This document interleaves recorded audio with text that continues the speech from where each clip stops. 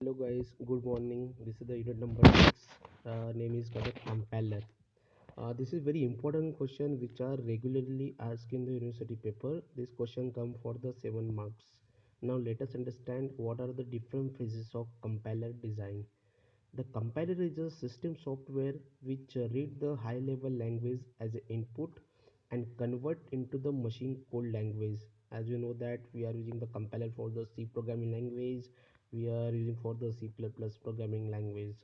Now as shown in the figure, there are the total 6 phases of compiler. First is called as lexical analyzer, second is called as syntax analyzer, third is semantic analyzer, fourth intermediate code generator, fifth is code optimizer, and last is called the target code generation.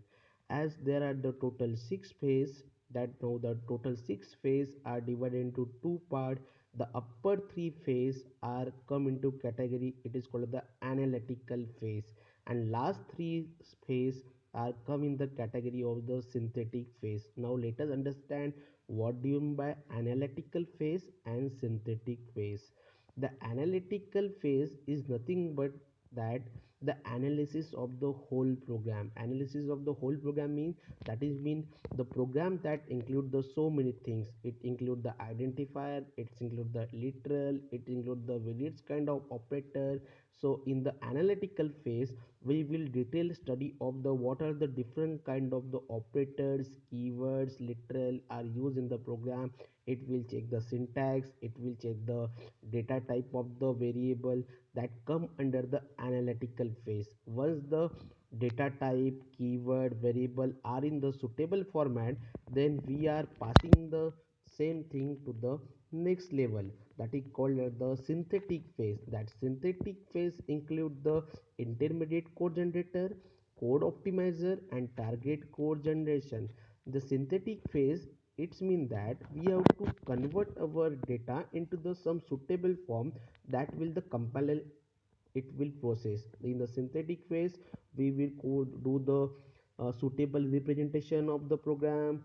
We will do the code optimization of the program. We will use the some machine instruction to convert into the machine code. Now let us understand what do you mean by lexical analyzer. The first phase of the compiler, it is called as the lexical analyzer. The lexical analyzer is also called as the scanner. Once we submit the program to the compiler, it includes the so many things. It includes the keywords, it includes the identifiers, it includes the literal, so many terminal operator you are using. So it includes the lexical analyzer, it acts as scanner. It divides the whole program into the number of the small part. That small part is nothing but it is called as the tokens. The tokens include the keyword, tokens include the identifier, tokens include the your terminal operator, but it not read the comment section. So it's remove the your the white spaces in the program, and also it remove the comments in the program. Now there are the three things. The tokens is the sequence of character that includes the some particular keywords, operators, and identifier.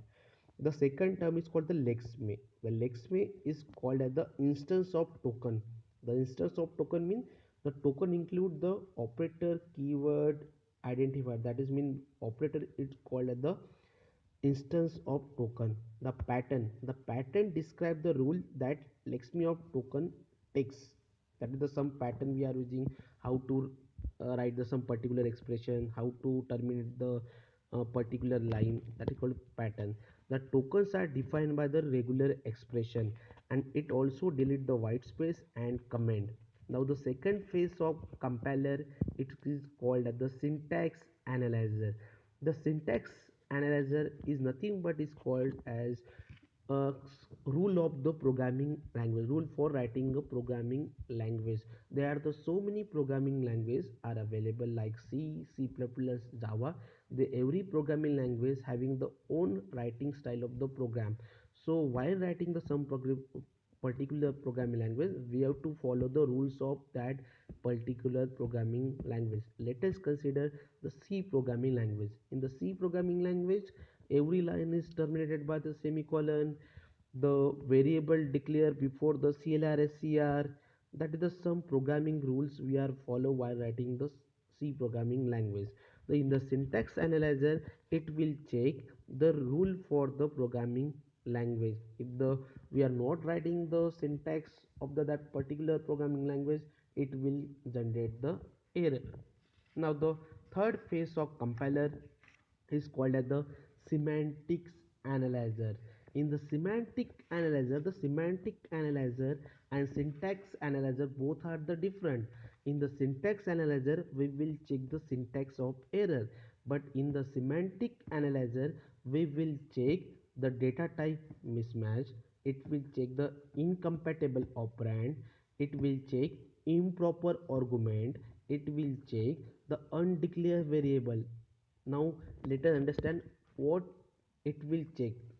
The semantic analyzer, it will check, suppose we are using the some variable in the programming, it will check that variable defined in your program or not.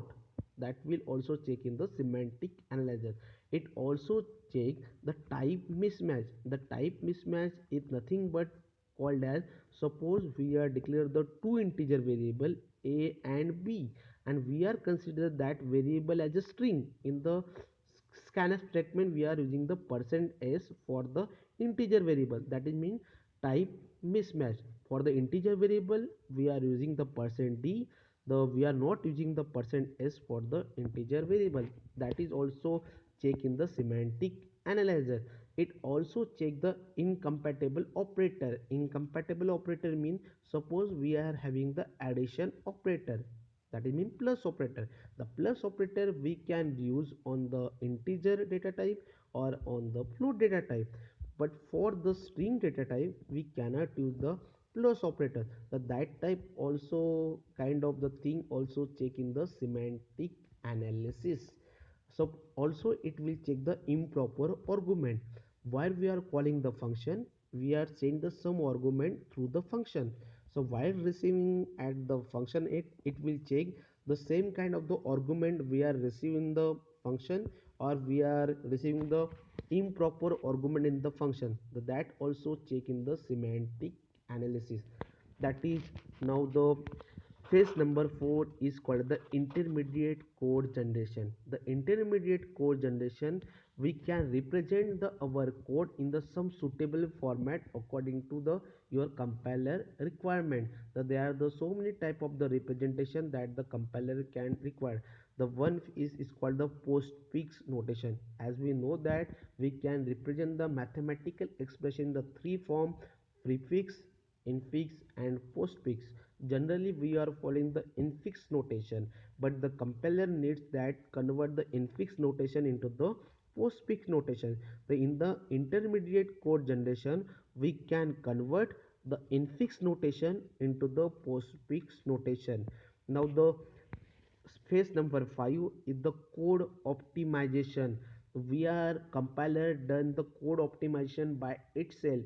Why it is required? Because we have to compile the code very fastly. If the your program takes a large amount of memory, it will take the large amount of time to process it. Many number of the times while writing the program, we are written the same code again and again.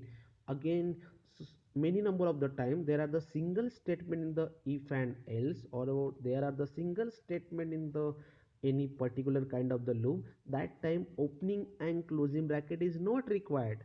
The that kind of the expression will be the removed by the code optimization.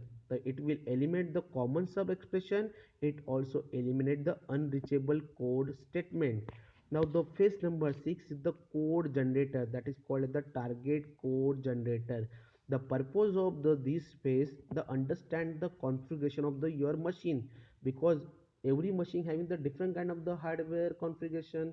So we have to first understand the what kind of the hardware configuration are available, and according to this the machine instruction are used and generate the machine code. It includes the allocation of the memory for the variable. It's include the correct reference for the variable. In the target code generator, according to your machine configuration, it will generate the machine code. Now there are the two more data structure are used. One is called the symbol table and another is called the error handler. In the symbol table, it is a kind of the table. It includes the entry of the all the identifiers. It includes the name of identifier, data type of identifier, what will be the value of that particular identifier. It includes the entry of the different kind of the operator, what are the terminal operator, what are the opening and closing bracket. That all the things are defined in the symbol table management. And last block is called the error handler. The whenever the error is occur in any one of the phase, the error is generated at the runtime, and that error will be the handled by the error handler. And with the help of the symbol table, it will handle the particular kind of the error. So these are the six phases of the compiler. It is very simple. First is lexical analyzer, second is the syntax analyzer, third is the semantic analyzer, fourth is the intermediate code generator, fifth is the code optimization, and sixth is the target code generator. Thank you so much.